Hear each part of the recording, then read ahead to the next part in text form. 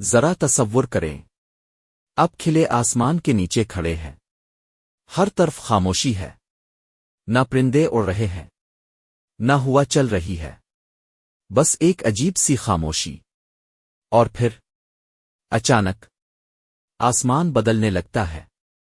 قرآن ہمیں بتاتا ہے کہ قیامت کے دن آسمان بھی اپنی حالت میں نہیں رہے گا۔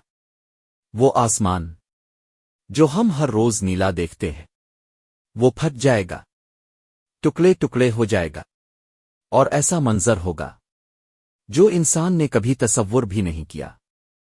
ستارے بکھر جائیں گے، سورج بے نور ہو جائے گا، اور چاند اپنی روشنی کھو دے گا۔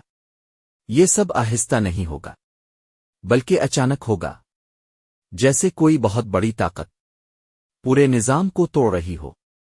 اس وقت انسانوں کی حالت کیا ہوگی؟ قرآن کہتا ہے ہر انسان بھاگے گا اپنے اعمال کی طرف، اپنی زندگی کی طرف، لیکن اس وقت نہ کوئی پیچھے رہ جائے گا اور نہ کوئی بچ سکے گا۔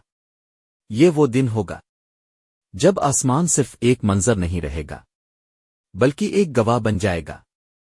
ہر ظلم، ہر نیکی، ہر گناہ، سب سامنے آ جائے گا، اور پھر سوال یہ ہوگا، کیا ہم اس دن کے لیے تیار ہیں؟ کیا ہمارا عمل ہمیں بچا سکے گا؟ کیونکہ وہ لمحہ دور نہیں، بلکہ حقیقت ہے۔ اللہ ہمیں اس دن کی تیاری نصیب فرمائے۔ آمین۔